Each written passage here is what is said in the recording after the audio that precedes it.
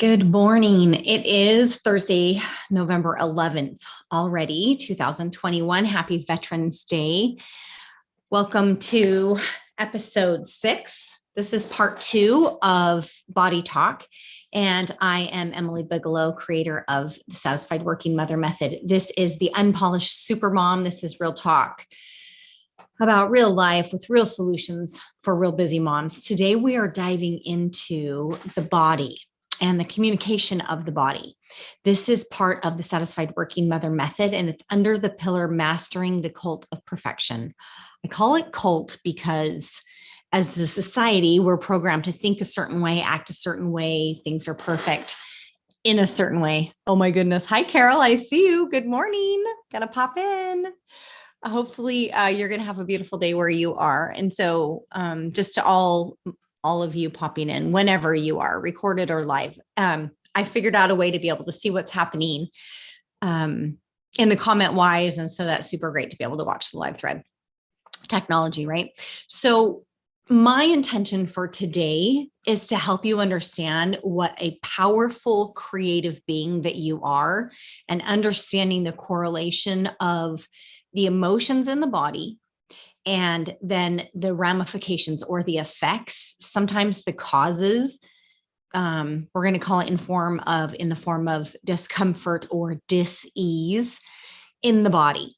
So today I'm going to go over some specific body parts and some of the concept from Louise Hay, Heal Your Body, from also Dr. Bruce Lipton, molecules of belief, or biology of belief, the molecules of emotion, the tissue tells the issue, like all of these pieces, how they tie in.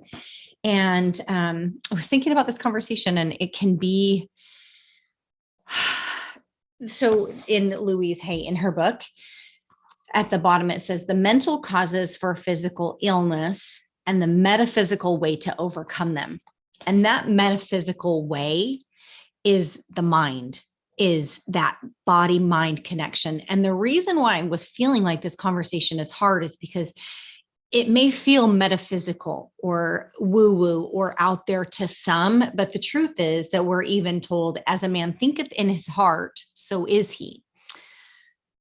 So we've been given this groundwork that we are to understand that we are creators, and we have the ability to create and also to destroy life.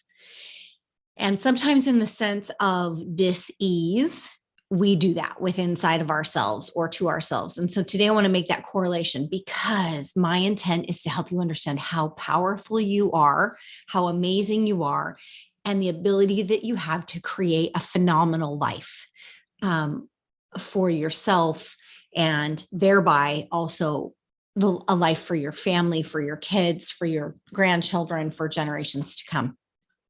So I want to dive right in. And Louise Hay has an app that's an easy reference. And I mention her just because it's real fast to just kind of look at, like, okay, what is the physical piece that's happening? And how does that part of the physical body, how does that affect? What does it do? What is its function? And then go to the emotional component of that. So I think you're going to understand this as I go along here. So I've got some notes that I'm going to reference and just go a little bit deeper in.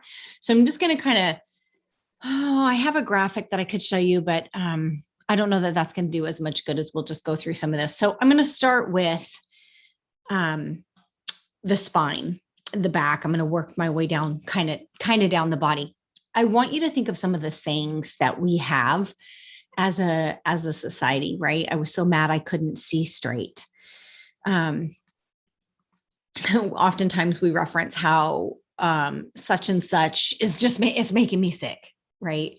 We have these verbal references that actually have standing in the physical component. So let me just run through some of the parts of the body and see if some of this kind of hits or kind of makes sense. Now, I will tell you that personally, I have been a student of this experience my own self. When I say a student, I just mean that I have learned this correlation and I've watched it play out in my own body and in my own life, and I have some personal experiences that I won't share here because it's such a public forum, but I've had some very personal experiences that tie in physically to my body, but even simple things as, cold sores that pop up from festering words, blistering words that I'm not speaking, sore throats, things I'm holding down, different, just really silly, light, little, easy ramifications. But the bottom line to this is you cannot change what you don't acknowledge. You cannot change what you don't acknowledge. So the first thing is acknowledgement, right? It's just this understanding of like, oh, these pieces tie together. And then you can go, okay, so then how do I shift this? How do I change this? How do I alter this? This is true in everything that we're dealing with in all realms of society. There's a lot of awareness in a lot of things that we've had to come to so that then we can make some changes. So the same is true with this connection with the body, with dis-ease, with disease, sickness, any of these pieces. And I'm going to give you a little bit of kind of consider this, a little bit of hard, tough love, or whatever you want to call it. We are creators. We are creating our experience. And sometimes, so I want you to remember this in yourself and in others, sometimes sickness, disease serves us. Because I want you to think of how many people do you know, or yourself, or moms do you know that like have to go, always, all the time, and never shut down until they get sick or their body shuts them down. So if you can relate to that at all as a mom, or as, you can kind of see that play out in other people's lives. Can I just tell you, can I give you permission? You don't have to be sick to stop, to rest. And sometimes people have lifelong ailments, whether they want to admit it or not, whether they choose to be aware, whether they choose to change it or not. In some form, in some way, their sickness serves them. It either allows them to not have to be maybe what they once were at the fast, hard pace, or like in some way. And I promise when you start watching this and you make this correlation, it's eye-opening, because you have the power to help co-create your life with God, right? So let's start with the back, the spine. And I'm just going to reference my notes here. So the spine represents your support. Think of your life, alignment with the things and the supportive forces that you have. So a curved spine or scoliosis is a misalignment with life. So what do you need to do to correct and get back into the joy of life? Spasms represent an unwillingness to accept the support that is there. You can help other people sometimes when you can represent, or when you can understand what they have represented in their body, and then you can offer support in a particular way to show them like, hey, you have the support they need. Think of your shoulders. So your shoulders carry the burdens. They represent burdens and responsibilities. For example, frozen shoulder is a complete unwillingness to shoulder responsibilities in life, especially your own. Pain and dysfunction in varying degrees of unwillingness to be responsible moving forward in life. Life sometimes requires that you put your shoulder to the wheel, that you overcome the inertia. So think of like, what is the body's function? What is that piece of the body? What is its function? And you can tie in what the body might be telling you. Okay. The back in Chinese medicine is considered to be your yang side. So this is the active, aggressive side. The back represents that's what's behind you, which is behind you. So very often we don't see clearly things that are behind us. So generally representing conflict or the urge to move forward with the unforgiven past that holds us back. So tension very often separates us from both. And the pain is the result.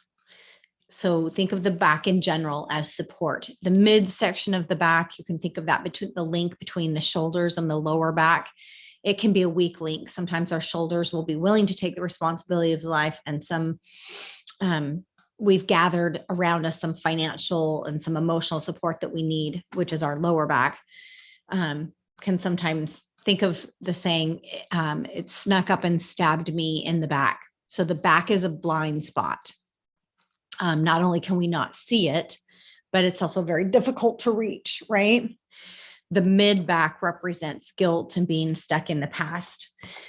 And each of the vertebrae, I'm going to just kind of grab the page here.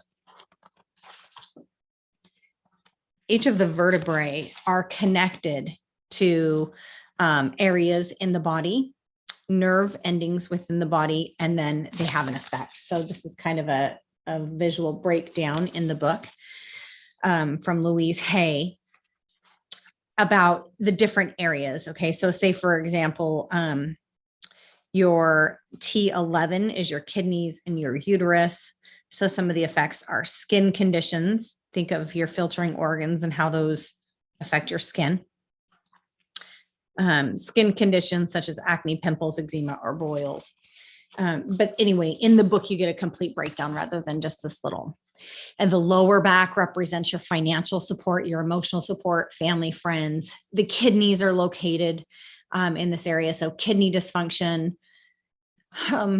Your processing organs also process the hormones, the hormonal reaction that's created. So you think of fight and flight.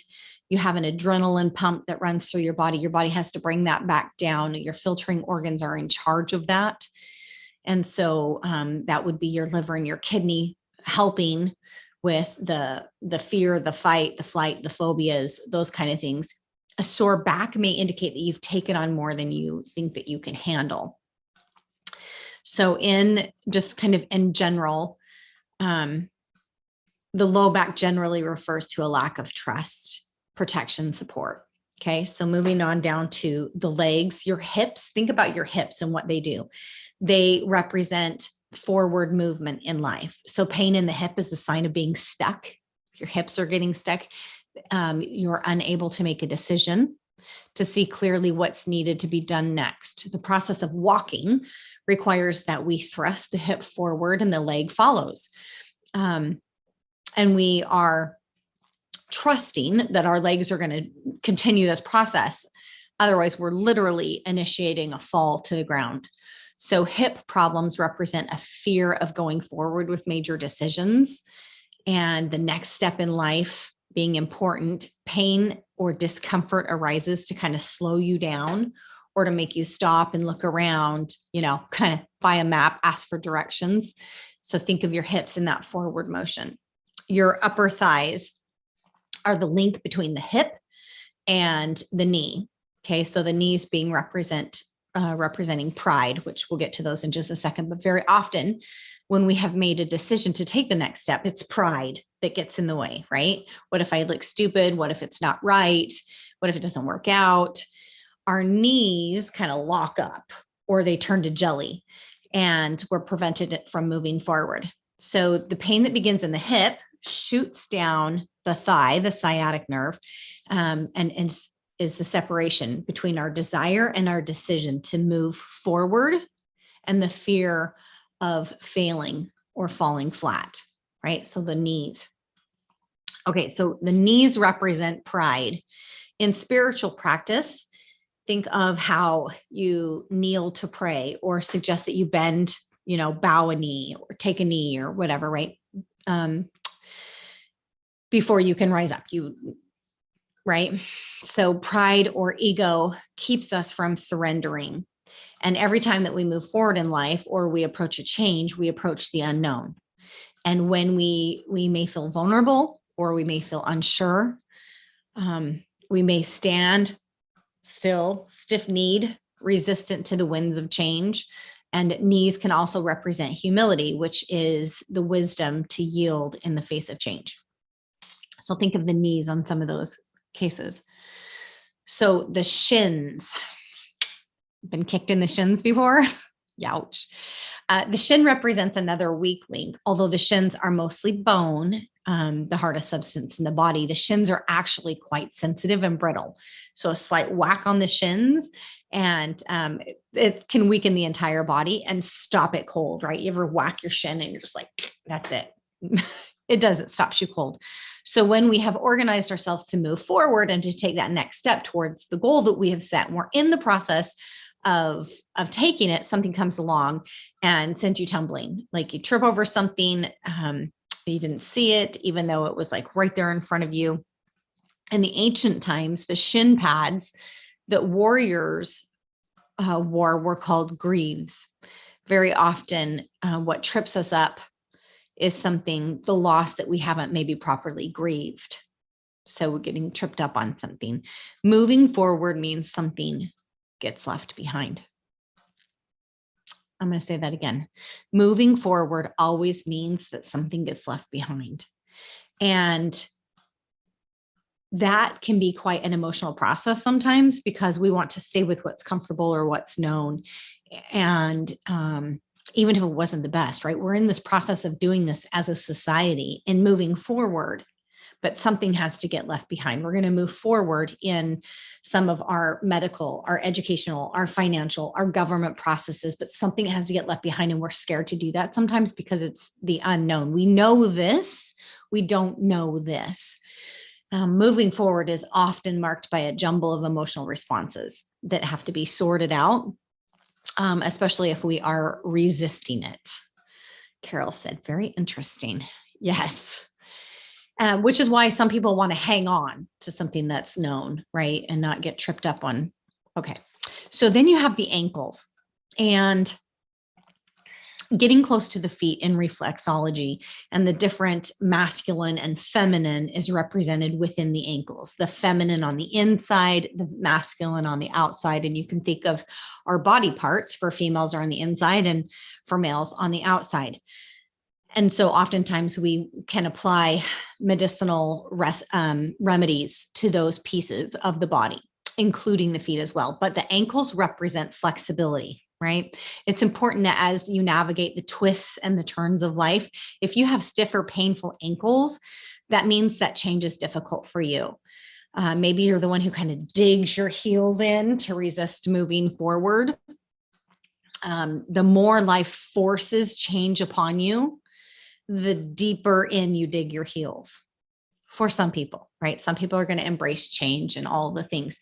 So if there are things that are feeling uncomfortable and you're kind of like resisting the change, you're going to kind of dig your heels in. A broken ankle is a good sign to develop some flexibility in your life, even a rolled ankle. For one, I personally,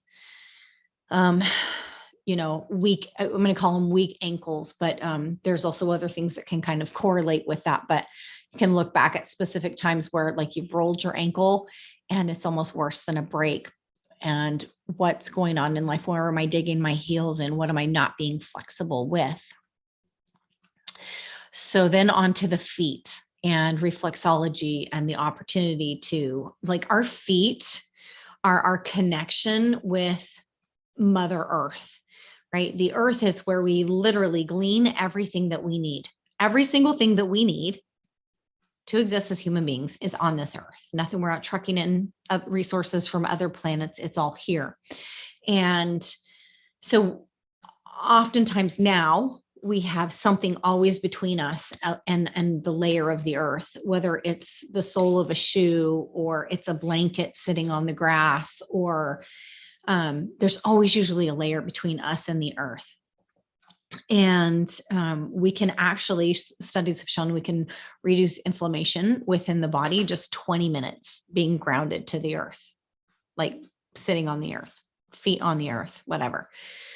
So our feet represent this connection. Sore, swollen, numb, painful feet.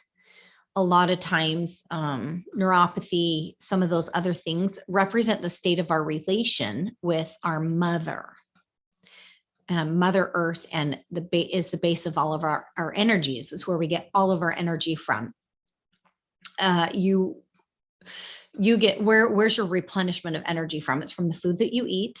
It's also from your rest, right? And all of the food is generated from the earth, from the sun, from the earth to the plants, into the body. And that's all of our energy. So while it's our legs carry us forward, it's our feet that actually make contact with the ground and can stop things, at least make it more difficult. So in modern society, asphalt, high rises, kind of those kind of things, we lose touch with the earth and its energies. And the earth has powerful seasonal energies too that are to be learned from: the season of spring, the season of summer, of harvest, of rest. We need all of these. So this can be reflected in our relationship to the one that gave us birth, sometimes with our feet. So think separation can cause real pain. Okay. So our feet often store our energies. Okay. I hope this is okay. Carol says, since a child, I've always and still prefer to go without shoes, barefoot. Girl, you and me both. And I don't do it as much as I used to. I definitely had like tough soled feet. I could walk on the hot asphalt, blah, blah, blah. I mowed the lawn without shoes, and now I do wear shoes more. And, but if that is in you, like, and we do it to our kids, you're like, hey, put your shoes on. No, let them go barefoot. Let them go barefoot, right? Let them put their feet in natural bodies of water. So the feet often store toxic energies away from the heart. Like that's the body's way of doing it, is to store those toxic energies away from the heart. So this means in the feet.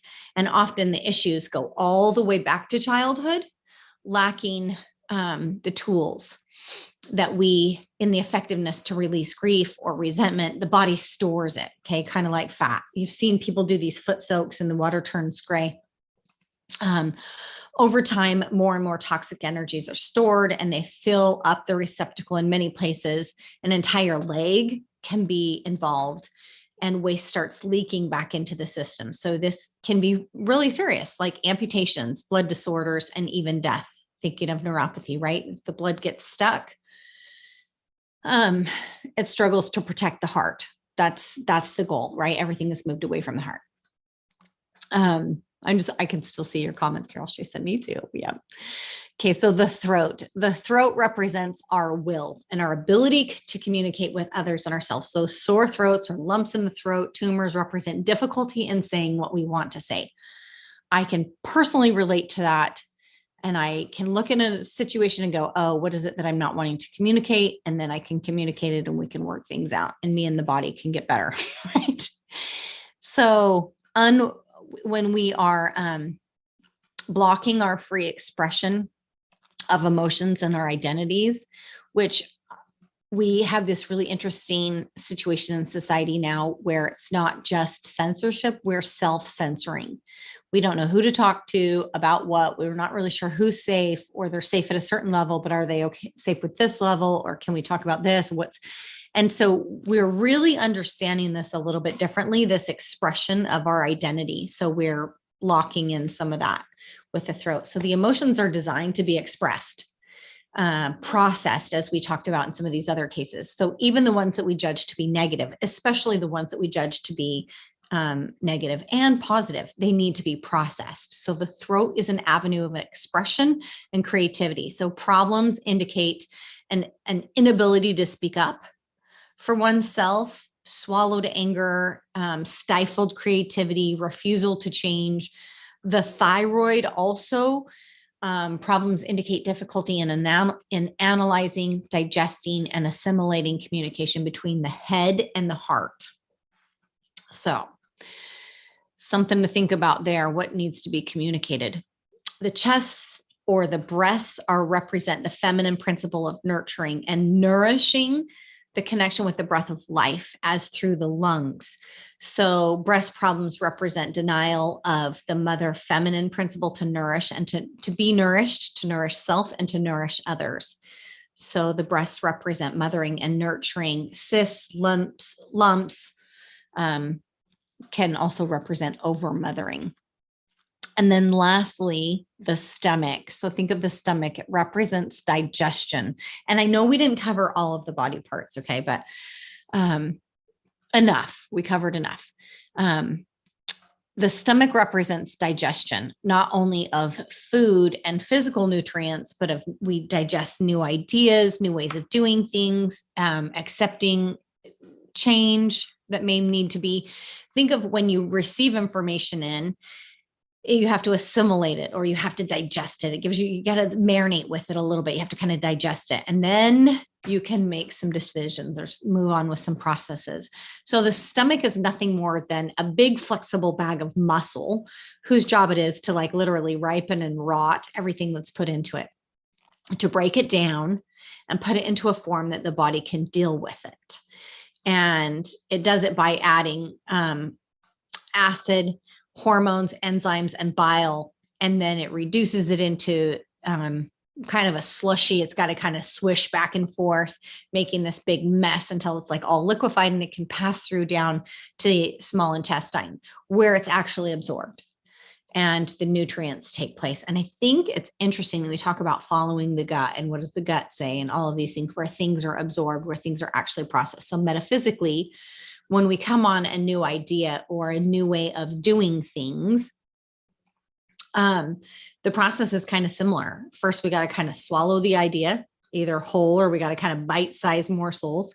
We've got to break it down into a form that we can handle, and then we have to absorb that which we need to nourish ourselves with. And in the same way, a bad diet poisons the body. Toxic ideas, suppressed emotions, and resistance to change can have a poisoning effect. So just as the physical body needs nourishment to grow and carry on its daily activities, so does the emotional, the mental, and the spiritual bodies, right? The emotional, mental, and the spiritual. You've got your physical body. We have these pieces that we need to care for. So the stomach holds nourishment, digests ideas. Problems in the stomach indicate dread, fear. Think of assimilating things, maybe. How are things being assimilated in your life? So that is a very, skyscraper overview on some of these ideas. If you're intrigued by this at all, I would challenge you to go deeper, to find the information that you need to find so that you can see, does this actually relate to you? Does it help you to know some of these pieces to the body? What is the body processing? What is the emotional component? If you can pull back away from the idea that things just happen to us and we don't have any charge over that, to, I'm also a creator and I'm also in charge of creating my reality. And good or bad, sometimes it's hard to look at something and go, I did that. Like bad, especially, right? Good, you're like, woo, I did that, right? But the bad part, like, oh, I did that, which is why sometimes it's easy to have just to kind of remove yourself from this type of a concept, because then you can still keep the victim card. And sometimes sickness, the story of the sickness has reward. It pays off. Like, how is that sickness serving you? Because your tissue will tell the issue. So just kind of in recapping where we're at, we've gone through the emotions. If you haven't kind of dove through some of the emotions in the body, they're actually causing hormone, chemical, physical responses to the body. The emotions are understanding how they are in the body, what the body is saying, and then taking this piece into it with dis-ease or discomfort within the body. Next week might be a little bit tough for me. I might have to change this up because Thursday, my daughter is going to be flying out, and so I'll be taking her to the airport. So we'll see how I have to adjust this time frame. But the next conversation that we're going to have is like, how are you treating your body? And I'm going to go over some ways to actually like care for this body. This is the one body that you have to take everywhere you go to do everything you're going to do on this planet. And it's not just acknowledging like and caring for the body. It's like really caring for the body, right? Not just acknowledging like, oh, there's this blah, blah, blah physical piece going on, but learning to love it and care for it. So that will be the next thing that we'll dive into with this piece of body talk. And then we're going to go on to some other really fun topics. And all of this is leading into some really cool stuff. So thank you for joining me today with the Unpolished Supermom. Lots of love and shout out. Carol, she's here with me. I figured out a way to watch my chat so I can do that. So that's super fun. I'm I'm probably going to shoot for maybe I'll shoot for next Wednesday. We'll kind of see what's happening with the family schedule. But thank you for being with me today. I encourage you to look into this a little bit, right? Louise Hay, Heal Your Body, Bruce Lipton, Molecules of Emotion, Biology of Belief, Dr. Joe Dispenza. Carol, great information. Thank you. She said, I wonder if I can pin these comments to see if there's a way that I can do that because I see this. Oh yeah, look, here we go. See if it shows up. Maybe it just pins there. Okay, so thanks for letting me play with my technology and figure out how to communicate with you as you're on here live with me. So take care of you in the meanwhile. And because if you don't take care of you, you don't have to be sick to tell a story, to slow down, to shut down. But if you don't take care of you, you can't take care of anybody else because everything that you do then gets shut down and you matter. Okay. So take care of you, and I will see you next week.